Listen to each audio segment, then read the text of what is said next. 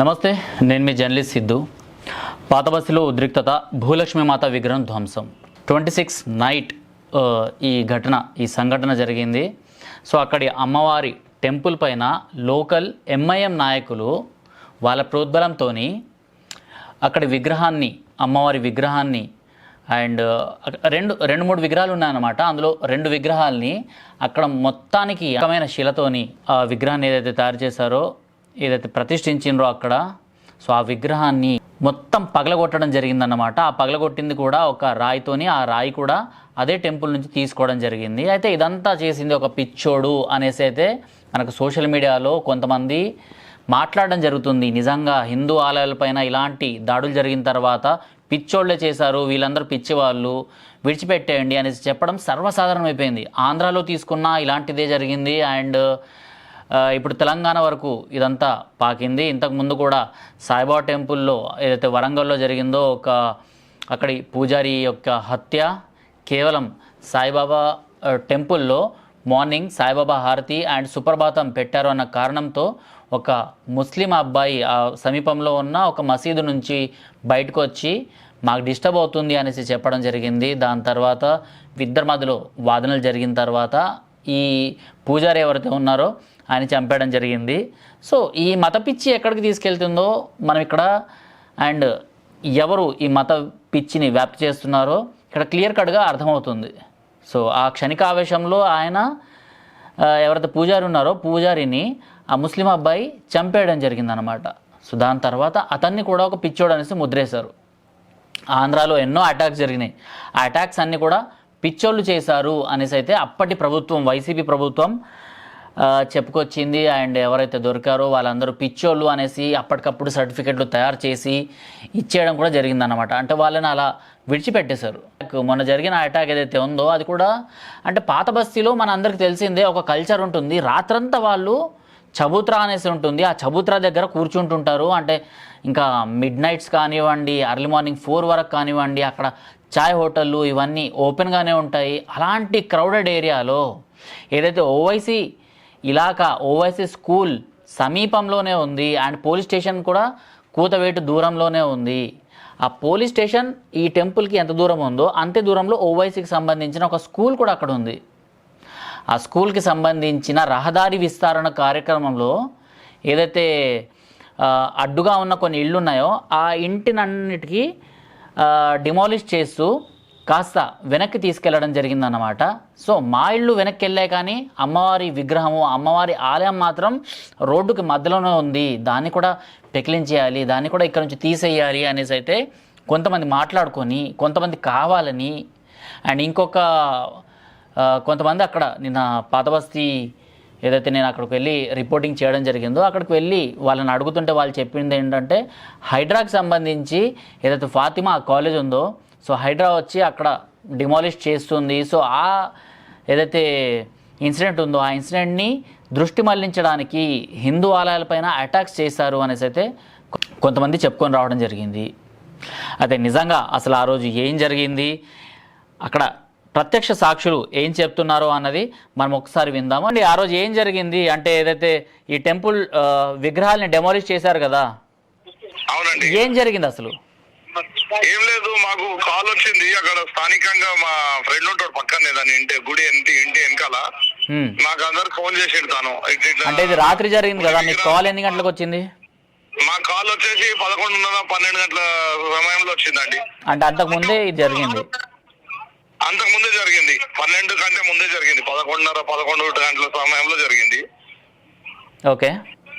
అయితే మా కాల్ వచ్చే వరకల్లా మేమందరం ముఠావుట్టిన అందరం ఫోన్ చేసుకొని అందరం వెళ్ళినాం. ఇట్లా గుడి విగ్రహాలు కూలినాయి అంటానే వెళ్ళే వరకల్లా అక్కడ ఒక పెద్ద రాతి ఉంది, రాతితోటి కూలగొట్టినట్టు అనిపించింది మాకు.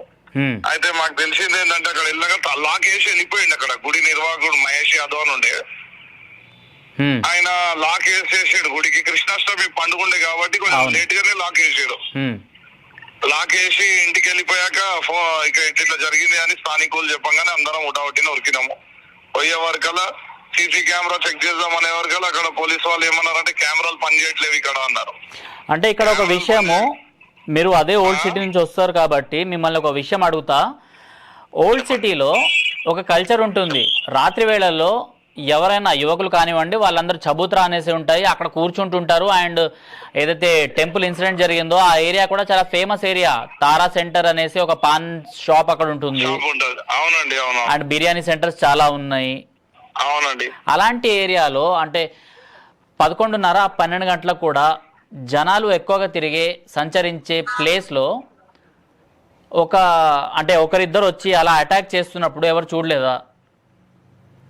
అంటే అక్కడ అందరూ ఒకటే వర్గానికి చెందిన వాళ్ళు ఉంటారండి. అందరూ అది చూడకుండానే ఉండరు. రాత్రి 3 గంటలు 4 గంటల వరకు ఉంటారు అంత జనాలు. ఆ పాన్ షాప్ లో కూడా ఎప్పుడు దాదాపు 20-30 మంది నిల్చొనే ఉంటారు గుడి ఎదురుగా. ఇప్పుడు వాళ్ళు అందరు కలిసి చేసిర్రు అన్నట్టు మాకు అనుమానం అండి. ఎందుకంటే ఖచ్చితంగా కూడా ఎవరైనా చూడకుండానైతే ఉండరు కదా. అక్కడ ఎప్పుడు 30-40 మంది ఉంటారు కాబట్టి చూసే ఉంటారు అనిపించింది. మేము రాగానే పోలీసు వాళ్ళు వచ్చేసి ఉటావుటిన షాప్స్ అన్ని క్లోజ్ చేపించారు. చూపించారు అంతసేపట్లోనే ఆ నిందితుల్ని కూడా పట్టుకున్నామని కూడా చెప్పేసారు వాళ్ళు, సీసీ కెమెరాలు లేకపోయినా కానీ. ఇక మాకు కార్పొరేటర్ వచ్చి పట్టించిండు సలీం బేగ్ అతేతన వరకల్లా మాకు కూడా ఎక్కడ అనుమానం వచ్చింది. అంత తొందరగా కూలగొట్టడం ఎట్లా జరిగింది, మళ్ళా తర్వాత వచ్చి వాళ్ళు పట్టియడము. అంటే దీని వెనకాల మీకు ఏమనిపిస్తుంది? అంటే అంతా హుటాహుటిన జరిగింది అనేసి మీరు చెప్తున్నారు. అండ్ ఏదైతే ఆ విగ్రహాన్ని పగలగొట్టిన తర్వాత అంటే పగలగొట్టిన వాడు పారిపోవాలి కానీ కార్పొరేటర్ చేతికే చిక్కడము, ఇదంతా మీకు ఏమనిపిస్తుంది?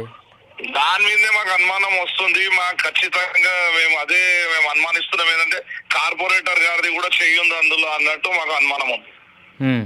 ఎందుకంటే ఎవరైనా తప్పు చేసిన వాడు ఇంట్లో సొంత తమ్ముడు కూడా దొరకడు ఏదైనా తప్పు చేస్తే. అవును, వాడు అర్ధగంట కూడా కాలేదు అప్పటికప్పుడే కార్పొరేటర్ షేకి ముగ్గురు ఎట్లా చిక్కిరు అనేది మాకు అనుమానం వస్తుంది. అదే విషయం. అండ్ ఏదైతే ఫాతిమా కాలేజ్ని కూల్చివేయాలనేసి హైడ్రా ఏదైతే నిర్ణయించుకుందో దాని నుంచి దృష్టి మళ్లించడానికి ఇదంతా జరిగింది అనేసి ఇంకో ఊహాగానాలు మాత్రం అక్కడ వెలువడినాయి. అవునవునండి, అది కూడా. ఎందుకంటే ఇప్పుడు మా వచ్చిన పెద్ద నాయకులు వాళ్ళందరూ కూడా ఆలోచించి చెప్పడం జరిగింది అదే విషయము. అది ఏదైతే నిన్న హైదరాబాద్ కాలేజ్ దగ్గరికి వెళ్తున్నారు, ఇల్లీగల్ గా కట్టి ఉంది అన్నారు కదా, అక్కడి నుంచి దృష్టి మరలించి ఏదైనా ఇట్లాంటి గొడవలు చేస్తే ప్రజలందరూ కూడా ఇటువైపు వచ్చేస్తారు. ఏదో హిందూ ముస్లిం గొడవ కమ్యూనల్ జరిగిందంటే ఇవన్నీ పెద్దగా పట్టించుకోరు ఎవరు జనాలు.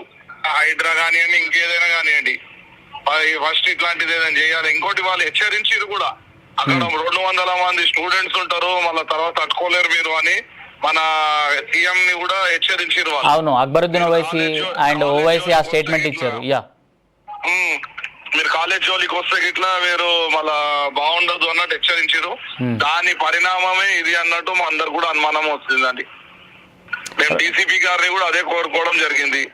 ఖచ్చితంగా మన వీళ్ళది ఎంపీది కానీ లోకల్ ఎమ్మెల్యేది కానీ కార్పొరేటర్ది కానీ ఆ తప్పు చేసిన నిందితులది వాళ్ళందరివి కూడా కాల్ లిస్ట్ చెక్ చేయాలనేది మా డిమాండ్ అండి. మేము ఏది కోరుకోవట్లేదు. గుడి కట్టుకుంటాము, బడి కట్టుకుంటాం, అన్ని కట్టుకుంటాం. మెయిన్ నిందితులని ఎవరైతే దీన్ని ఉసగొల్పిరో వాళ్ళని పట్టించాలనేది మా కోరిక. Right, thank you Naveen. Thank you అండి. రైట్, ఇది అక్కడ పరిస్థితి. అక్కడి ఆలయాన్ని పూర్తిగా అంటే ఆలయం లోపలికి వెళ్ళేసి ఆ విగ్రహాలకు తాలూకు వీడియోస్ కూడా ఇంతకుముందే నేను చూపెట్టాను. సో వాటిని కూల్చేసిన తర్వాత కూడా విగ్రహం ఒక నల్లని రాతితో తయారు చేసిన విగ్రహము, దాన్ని పగలగొట్టాలి అంటే జస్ట్ అది మట్టి విగ్రహం కాదు. మనం వినాయకులు ఏదైతే పెడతామో అవి మోల్డ్ అవ్వడానికి అలాంటి మట్టి విగ్రహాలు కాదు. అవి ఒక రకమైన స్టోన్స్తోని, గ్రానైట్ స్టోనో లేకపోతే నల్లరాతితోనో తయారు చేసిన విగ్రహాలు. అలాంటి విగ్రహాలని పగలగొట్టాలి అంటే సుత్తి లేకపోతే పెద్ద రాయితో చేయాల్సిన అవసరం ఉంటుంది. అయితే ఇక్కడ బండరాతితో దాన్ని పగలగొట్టడం అయితే నేను ఒక వీడియో చేసిన, అందులో మీకు క్లియర్ కట్గా చూపెట్టడం జరిగింది. ఆ బండరాతితో అమ్మవారి తలపైన మోతుతూ అమ్మవారి అంటే భూలక్ష్మి అండ్ ఇటు నల్లపోచమ్మ 2 విగ్రహాలని కూడా ధ్వంసం చేయడం జరిగిందన్నమాట. ఇంత జరిగినా కూడా నిన్న పాత బస్తీలో ఎక్కడ కూడా హిందూ ముస్లింల గొడవ జరిగింది అనేసి అయితే మనకు కనిపించలేదు. కేవలం హిందూ ఆలయాన్ని టచ్ చేశారు కాబట్టి ప్రొటెస్ట్ చేస్తున్న హిందువులు అనేసి మనకు అక్కడ కనిపించింది. అండ్ ఆ వీడియోస్ కూడా మనం చూసాము. ఇదే వేరే మతం జోలికి వెళ్ళి వేరే మతాలకు సంబంధించిన చిహ్నాల పైన లేకపోతే వాళ్ళకు సంబంధించిన మసీదు పైన ఏదైనా చిన్న రాయి తగిలినా కూడా, వాళ్ళ చర్చ్ పైన చిన్న రాయి పడ్డా కూడా ఈ పాటికి భారతదేశంలో హైదరాబాద్ అన్నది హాట్ టాపిక్ అయి ఉండేది. హైదరాబాద్లో మరోసారి 144 పెట్టారు, కర్ఫ్యూ నడుస్తుంది అనేసి ఇంటర్నేషనల్ లెవెల్లో ఒక న్యూస్ అయితే వచ్చేది. అలాంటి పొజిషన్స్లో అవతలి మతం వాళ్ళు తీసుకెళ్తారు. కాకపోతే నిన్న నేను చూసింది ఏంటంటే చాలా శాంతియుతంగా ఈ ప్రదర్శన అయితే జరిగింది. అయితే అక్కడికి ఎంపీ కంటెస్టెడ్ ఎవరైతే ఉన్నారో హైదరాబాద్ నుంచి బీజేపీ, సో మాధవలత గారు వచ్చారు, చికోటి ప్రవీణ్ గారు వచ్చారు, లోకల్ నేతలు చాలామంది వచ్చారు, అండ్ కొన్ని హిందుత్వ సంస్థలు అయితే అక్కడికి రావడం జరిగింది. అయితే వాళ్ళందరూ కమిటీగా మాట్లాడుకొని మనకు కావాల్సింది కేవలం ఆలయము అండ్ ఆలయ పునర్నిర్మాణము అండ్ అక్కడి అమ్మవారి విగ్రహాలే కదా. సో ఈసారి అంటే గొడవలు పెద్ద ఎత్తున జరగకుండా మనం కాపాడుకుందాం. ఎందుకంటే ఒకవైపు డెమాలిష్ ఏదైతే ఫాతిమా కాలేజ్ని డెమాలిష్ చేస్తున్నారనే వార్తలు సోషల్ మీడియాలో ఊహాగానాలు వస్తున్నాయి అండ్ మెయిన్ స్ట్రీమ్ మీడియాలు కూడా వస్తున్నాయి. వాటి నుంచి పక్కకు తప్పించేందుకు, దృష్టి మళ్లించేందుకు ఇక్కడ టెంపుల్ పైన అటాక్ జరిగింది అనేసి అయితే ఆలోచించడం జరిగింది. ఇక్కడ హిందువులు గొడవలకి ఇక్కడ వెళ్ళలేదు. ఎక్కడ కూడా నిన్న పాత బస్తీలో ఎక్కడ చిన్న సంఘటన కూడా జరగలేదు. అంటే హిందూ టెంపుల్ పైన అటాక్ చేశారు కాబట్టి మేము మీ మత చిహ్నాలపైన అటాక్ చేస్తాము అనేసి ఎక్కడ కనిపించలేదు. చాలా శాంతియుతంగా ఈ నిరసనలు జరిగినాయి అండ్ పోలీసులు కూడా అక్కడికి వచ్చి వాళ్ళతో మాట్లాడడం జరిగింది. ఇదే పోలీసులకు ఒక ఇంకోటి అర్థమై ఉంటుంది, ఇదే వేరే మతం వాళ్ళపైన జరిగి ఉంటే, వేరే మతానికి సంబంధించిన చిహ్నాలపైన, మసీదు పైన, చర్చిల పైన ఇలాంటి అటాక్స్, బ్రూటల్ అటాక్ అంటాను నేను ఇది. ఎందుకంటే ఆ విగ్రహాన్ని నేను చూశాను, కానీ ఎవరైతే అక్కడికి వచ్చిన లేడీస్ ఉన్నారో, ఎవరైతే అక్కడికి వచ్చిన భక్తులు ఎవరైతే ఉన్నారో వాళ్ళతో ఇంకా వాళ్ళ కంటి నిండా ఒకటే నీళ్లు ఏడుస్తున్నారు వాళ్ళు. అంటే ఆ అమ్మవారిని వాళ్ళు ఎన్నో సంవత్సరాల నుంచి చూస్తున్నారు, చిన్నప్పటి నుంచి. మనము బొడ్రాయి అంటాం కదా, అలాంటి బొడ్రాయి అక్కడ ఉంది, అలాంటి ఏరియా అది. అంతకుముందు అక్కడ హిందువులు ఉండేవాళ్ళు. ఆ హిందువులు ఇంతకుముందు ఏదైతే హిందూ ముస్లిం గొడవలు జరిగిపోయాయో, సో ఆ టైంలో అక్కడ నుంచి వేరే ప్రాంతానికి వలస వెళ్ళడము ఇదంతా జరిగింది. అలాంటి ప్రాంతంలో మిగిలిపోయిన ఆలయాల పరిస్థితి ఇది. సో హిందువులందరూ వాళ్ళ ఇల్లు ఇవన్నీ అమ్మేసుకొని వెళ్ళిపోయిన తర్వాత మిగిలిన అమ్మవారిని వీళ్ళు కాపాడుకుంటున్నారన్నమాట. తమ ఇంటిలో ఒక భాగంగా ఆ అమ్మవారిని పూజలు చేసుకుంటూ, బోనాలు వస్తే బోనాలు చేసుకుంటూ, లేకపోతే ఈ శ్రవణ శుక్రవారాలు లేకపోతే ఈ మంగళవారాలు అక్కడికి వచ్చి అమ్మవారిని పూజించి తమ తల్లిలాగా, తల్లే కానీ ఇంట్లో ఒక పెద్ద తల్లిలాగా ఆ అమ్మవారిని కోరికలు కోరుకుంటూ చాలామంది ఏడుస్తున్నారు. నాకు కూడా ఏడుపు వచ్చింది నేను రిపోర్టింగ్ చేసేటప్పుడు. ఒకరిద్దరైతే పాపం ఇంకా వాళ్ళ బాధ వర్ణాతీతం. అలాంటి పొజిషన్లో నేను అక్కడ చూసిన. అండ్ హిందువులు కూడా చాలా తక్కువ మంది వచ్చారన్నమాట నిన్న. అదే టెంపుల్కి సంబంధించిన బోనాలు జరుగుతున్నాయి, అక్కడ భోజనాలు పెడుతున్నారు, ఈ బలులు ఇస్తున్నారు, మేకనో లేకపోతే కోళ్ళనో కోస్తున్నారు. అక్కడ వచ్చి మనం అక్కడ కాసేపు ఎంజాయ్ చేద్దాము, డీజే పెడతారు, బోనాల్ని మనం ఎంజాయ్ చేద్దాం అనేసి ఒక ఇన్విటేషన్ రాగానే వందల మంది, వేల మంది అక్కడ గుమిగూడతారు. అలాంటి పొజిషన్లో నిన్న మాత్రం 100 నుంచి 200 మంది, అది కూడా లోకల్ వాళ్ళు అండ్ బయట నుంచి వచ్చిన కొంతమంది హిందుత్వ సంస్థల వాళ్ళు మాత్రమే అక్కడికి వచ్చిండ్రు. కానీ మిగిలిన ఏ సమాజం కూడా అక్కడికి రాలేదు. నేను ఏ బ్రాహ్మణ పురోహితుడిని అక్కడ చూడలేదు, నేను ఏ కుల నాయకుడిని అక్కడ చూడలేదు, ఏ ఒక్క సెక్యులర్ మనిషిని నేను అక్కడ చూడలేదు. అంతెందుకు, కేవలం బీజేపీ అండ్ హిందుత్వ సంస్థలు తప్పించి అక్కడ ఏ కాంగ్రెస్ వాడు రాలేదు, అక్కడ ఏ వైసీపీ వాడు రాలేదు, ఏ టీడీపీ వాడు రాలేదు, ఏ ఇతర పార్టీలకు సంబంధించిన నాయకులు అక్కడికి రాలేదన్నమాట. కేవలం బీజేపీ వచ్చింది, హిందుత్వ సంస్థలు వచ్చాయి. ఎందుకు ప్రతిసారి హిందూ టెంపుల్స్ పైన అటాక్ జరిగినప్పుడు ఈ బీజేపీ వాళ్ళే రావాలి? ఎందుకు ఈ ధర్మరక్షణ కోసము లేకపోతే హిందువుల గురించి వాయిస్ రైజ్ చేయడం కోసం ఈ హిందుత్వ సంస్థలే రావాలి? ఎందుకు మిగిలిన పార్టీలో ఉన్న వాళ్ళకు హిందువుల్ని రక్షించాలి, మేము కూడా హిందువులమే అనేసి ఆ ఫీలింగ్ ఎందుకు రావట్లేదు? ఇతర మతాలపైన ఎప్పుడైనా అటాక్ జరిగితే మాత్రము మిగిలిన వాళ్ళు నేను ఫలానా పార్టీకి సంబంధించిన వాడిని, నేను ఎంఐఎం వాడి ఈవెంట్కి ఎందుకు వెళ్ళాలి, నేను ఎంఐఎం వాడు పిలుపునిచ్చాడు కదా నేను అక్కడికి ఎందుకు వెళ్ళాలి అనేసి ఎవరు అనుకోరు. వాడు బీజేపీలో ఉండని, వాడు కాంగ్రెస్లో ఉండని, వాడు ఇంకే పార్టీలోనైనా ఉండని, వాళ్ళందరూ ఒకటైపోయి అక్కడికి వెళ్ళి వాళ్ళ యూనిటీని అక్కడ చూపిస్తారు. కాకపోతే అలాంటి యూనిటీ అయితే నాకు అక్కడ నిన్నైతే ఎక్కువగా కనిపించలేదు. వచ్చారు కొంతమంది భక్తులు వచ్చారు, కొంతమంది ఆ ఏరియా వాళ్ళు వచ్చారు, కొంతమంది బయట నుంచి వచ్చారు. సో అలా 100 నుంచి 200 మంది, అది కూడా శాంతియుతంగా జరిగింది ఇదంతా. సో భూలక్ష్మి అమ్మవారి గురించి వచ్చిన వాళ్ళలో చాలామంది అక్కడి భక్తులే. కానీ ఏదైతే పండుగలు వచ్చినప్పుడు లేకపోతే ఇంకేదైనా వాళ్ళ ఇంట్లో కార్యాలు జరిగినప్పుడు అక్కడికి వచ్చి నైవేద్యం పెట్టేవాళ్ళు, అలాంటి వాళ్ళైతే ఎక్కడా కనిపించలేదు. పండుగలు వచ్చినప్పుడు చాలామంది వందలాది మంది క్యూ లైన్లో మనకు అక్కడ కనిపిస్తారనమాట, ప్రతి ఒక్క చిన్న చిన్న టెంపుల్స్ దగ్గర.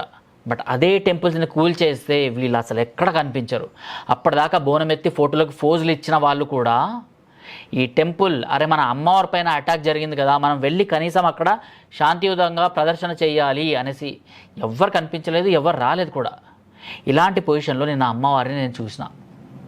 నాకు చాలా బాధేసింది. నాకన్నా ఎక్కువ బాధ అక్కడ లోకల్ వాళ్ళు పడ్డారు. ఎందుకంటే ఆ లోకల్ వాళ్ళకి తెలుసు అక్కడ ఫీలింగ్స్ ఏంటి అని, ఎలా వాళ్ళని ఆ ఏరియా నుంచి తరిమి కొట్టడానికి ఇలాంటి అటాక్స్ జరుగుతున్నాయి అనేసి. ఇంతకుముందు కూడా అక్కడ గణేష్ ఉత్సవ సమితి నుంచి ఒక్కొక్క ఏరియాలో ఒక్కొక్క ప్లేస్లో, అంటే మున్సిపాలిటీకి సంబంధించిన ప్లేసో లేకపోతే ఇంకేదైనా టెంపుల్ దగ్గర ఈ వినాయక మండపాలు పెడుతుంటారు కదా. సో అలాంటి ప్లేస్లో ఎన్నో ఏళ్ల నుంచి పెడుతున్న వినాయక విగ్రహాన్ని కూడా ఆ చుట్టుపక్కన ఒక 2-3 నాన్ హిందూస్ వచ్చి అక్కడ ఇల్లు కొనుగోలు చేసిన తర్వాత సో వాళ్ళు అక్కడ ఆ వినాయకుడిని కూర్చోబెట్టడానికి నిరాకరించారనమాట. అంటే మా ఇంటి పక్కన ఇలాంటివి చేయకూడదు అనేసి. అంటే ఎందుకు, ఒక హిందూ మెజారిటీ ఏరియా నుంచి హిందువుల్ని తరిమి కొట్టిన తర్వాత మిగిలిన హిందువుల్ని వాళ్ళకి సోదరభావంతో చూడాల్సిన మిగిలిన మతాల వాళ్ళు ఇలాంటి అటాక్స్ చేస్తున్నారు. ఇలా మా మతమే గొప్పది, మీ మతంకి సంబంధించిన పూజలు చేయకూడదు, మీ మతానికి సంబంధించిన చిహ్నాలు ఏవి ఇక్కడ పెట్టకూడదు అనేసి ఇలాంటి భావనలు ఎందుకు వస్తున్నాయి? ఎందుకు హిందూ ముస్లింలు సఖ్యతతోని ఉండలేకపోతున్నారు? సో వీటన్నిటికీ ప్రశ్నలు చాలానే వస్తుంటాయి అన్నమాట. ఇది పాత బస్తీ గురించి పరిస్థితి. సో మీ ఏరియాలో పరిస్థితి ఎలా ఉందో ఒక్కసారి క్షుణ్ణంగా ఆలోచించండి. ఎందుకంటే ఇలాంటి అటాక్స్ చేయడము, దాని తర్వాత అక్కడి ఇళ్లపైన అటాక్స్ చేసిన తర్వాత వాళ్ళని అక్కడ నుంచి ఇల్లు అమ్మేసుకుని వెళ్ళిపోయేలాగా చేయడము, ఇవన్నీ సర్వసాధారణమైపోయాయి. నాంపల్లి ఏరియా చూసుకున్నా, నిన్నటి రక్షాపురం టెంపుల్ ఏరియా చూసుకున్నా, ఆ పక్కన ఉన్న శాస్త్రీపురం చూసుకున్నా, లేకపోతే ఆ చుట్టుపక్కల ఉన్న చంద్రయానగుట్టలోని చాలా ఏరియాస్ చూసుకున్నా కూడా అవన్నీ పాత బస్తీలో హిందువులు ఒకప్పుడు అక్కడ మెజారిటీ సంఖ్యలో ఉన్న ఏరియాస్. ఆ ఏరియాస్లో ఎప్పుడు వాళ్ళందరూ మైనార్టీస్ అయిపోయారు. మైనార్టీస్ అయిపోయిన తర్వాత కూడా వాళ్ళని అక్కడి నుంచి పంపించేసేయడానికి ఇలాంటి కుట్రలు జరుగుతున్నాయి. ఇలాంటి కుట్రల్ని తిప్పి కొట్టడానికి అక్కడ వాళ్ళు చాలా గట్టిగా నిలబడుతున్నారు. అలాంటి వాళ్ళకు వెళ్ళి సపోర్ట్ చేయాలి మనము. అలాంటి వాళ్ళకు వెళ్ళి వాళ్ళతో మాట్లాడాలి మనము. వాళ్ళకేం కావాలో మనం చేయాలి. అంతేకాకుండా ఏదో పండగలకి మాత్రమే మాకు ఆలయాలు గుర్తొస్తాయి, అప్పుడు మాత్రమే మేము ఆలయాలకు వెళ్తాము అనేసి కూర్చుంటే రేపటి రోజు ఇలాంటి గొడవలు మీ ఇంటి దాకా వస్తాయి. ఒకప్పుడు టైగర్ నరేంద్ర అనేసి ఒక టైగర్ ఉండేవారు అదే పాత బస్తీలో. ఆయన చుట్టూ పొట్టు మొత్తం హిందూ ఇళ్ళు. కానీ ఇప్పుడు అదే టైగర్ నరేంద్ర ఇంటి వరకు నాన్ హిందూస్ వాళ్ళ ఇళ్లను అక్కడి వరకు విస్తరించుకున్నారు. సో అలాంటి పొజిషన్లో ఇప్పుడు పాత బస్తీ ఉంది. సో పాత బస్తీలో హిందువుల దీన పరిస్థితి ఇది. అక్కడి విగ్రహం ఏదైతే విరిగిందో అలాంటిదే సంఘటన వేరే మతంలో జరిగి ఉంటే మాత్రం ఈ పాటికి హైదరాబాద్ మొత్తం భగ్గుమనేది. హైదరాబాద్లోని ప్రతి ఏరియాలో హిందూస్ పైన అటాక్ అయ్యేవి. అండ్ ఆ అటాక్స్ కాస్త హైదరాబాద్లో ఇలా జరిగింది అనేసి all over India and international లెవెల్లో తీసుకెళ్ళడానికి కూడా మిగిలిన లెఫ్టిస్ట్ సంఘాలు వీళ్ళందరూ ఇక్కడ భారతదేశంలో మైనార్టీస్ సేఫ్గా లేరు అనేసి చెప్పుకొని రావడం, ఇదంతా జరిగేదన్నమాట. మనం ఒక్కసారి ఆలోచించాలి. మనం ప్రతిసారి సెక్యులర్ అనేసి అంటున్నాం. నిన్న ఇంటర్వ్యూ చేస్తున్నప్పుడు ఒక పెద్ద ఆయన వచ్చి మేము ఇక్కడ కలిసిమెలిసి ఉంటాము, మాకు సోదరభావం ఉంది అనేసి చెప్పుకొచ్చారు.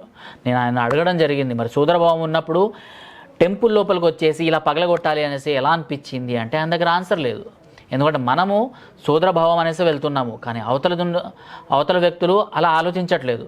అలా ఆలోచించకుండా మన అస్తిత్వం పైన, మన సంస్కృతి పైన, మన ఆడవాళ్ళపైన, మన దేవుళ్ళపైన, మన గుళ్ళు గోపురాలపైన, మన గోమాత పైన, వీటన్నిటిపైన అటాక్స్ చేస్తున్నారు. ఇలాంటి బ్రూటల్ అటాక్స్ పాత బస్తీలో అయితే చాలా కామన్ అయిపోయాయి. ఇంతకుముందు ఒక టెంపుల్ గురించి మేము స్టోరీ చేసాం రిఫ్లెక్షన్ నుండి. సో ఆ టెంపుల్లో కూడా అంటే ఆంజనేయ స్వామి విగ్రహాన్ని ఎలాంటి దుస్థితిలో అది మనకు కనిపించింది, ఎలా హిందువులు అక్కడి నుంచి వెళ్ళిపోయారు, ఎలా మైనార్టీస్ ఆ ఏరియాని స్వాధీనపరుచుకున్నారు, ఇప్పుడు ఆ పరిస్థితి ఎలా ఉంది అనేసి చూపిస్తే మా పైన కేసులు. మా ఛానల్ని మానిటైజేషన్ అవ్వకుండా ఆపేశారు. ఇప్పటికీ 4 నెలలైంది రిఫ్లెక్షన్ ఛానల్ ఈ ఇన్సిడెంట్ని టేక్ ఓవర్ చేసినప్పటి నుంచి రిఫ్లెక్షన్ ఛానల్ గురించి అయితే ఆ ఛానల్కి సంబంధించిన మానిటైజేషన్ మొత్తం రద్దయిపోయింది. సో చిల్లి గవ్వ కూడా యూట్యూబ్ నుంచి రాకుండా చేసేసారన్నమాట. అయినా కూడా మేము వాయిస్ రేస్ చేస్తూనే ఉన్నాం. ఎందుకంటే ఈరోజు మేము జర్నలిస్టులుగా మేము ఈరోజు వాయిస్ రేస్ చేయకపోతే వాళ్ళు ఇచ్చే డబ్బులు కాదు మేము ఇక్కడ యూట్యూబ్లో వీడియోస్ ప్రొడ్యూస్ చేసేది మన ఫ్యూచర్ గురించి.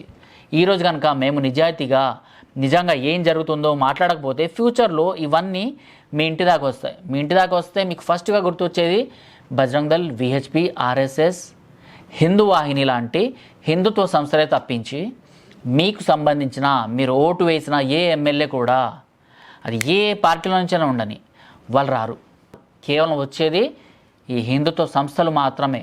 కానీ వాళ్ళని కూడా మనం ఏం చేస్తున్నాము, మతతత్వ ఆర్గనైజేషన్స్ అనేసి మనం హిందువులమే మనమే వాటిని పక్కన పెట్టేస్తున్నాము. కానీ వేరే మతంలో అలా జరగట్లేదు. వాళ్ళకు సంబంధించిన వాళ్ళ మతం గురించి ఎవరైనా మాట్లాడినా కూడా వాళ్ళని నెత్తిన పెట్టుకుంటున్నారు. వాళ్ళకి డబ్బులు ఇస్తున్నారా, వాళ్ళకి ఇంకేదో ఆశ చూపిస్తున్నారా అన్నది పక్కన పెట్టేద్దాం. కాకపోతే వాళ్ళని మాత్రం వాళ్ళు సపోర్ట్ చేసుకుంటున్నారు. ఇక్కడ మాత్రం హిందూయిజం గురించి మాట్లాడిన సంస్థలపైన మతతత్వ అనేసి ముద్రేస్తున్నారు. మీ ఇంటి దాకా వస్తే తెలుస్తుంది కాబట్టి మీకు ఇప్పుడు అర్థం కాదు. ఇది పాత బస్తీలో హిందువుల దీన పరిస్థితి. నిన్న చూసిన ఒక 100 మంది అక్కడ కూర్చొని శాంతియుతంగా ప్రదర్శన చేసిండ్రు. ఇదే శాంతియుత ప్రదర్శనలు వేరే మతాల నుంచి మీరు ఎక్స్పెక్ట్ చేయొచ్చా లేదా? కామెంట్ బాక్స్లో తెలపండి. టిల్ దెన్ జై హింద్, జై భారత్.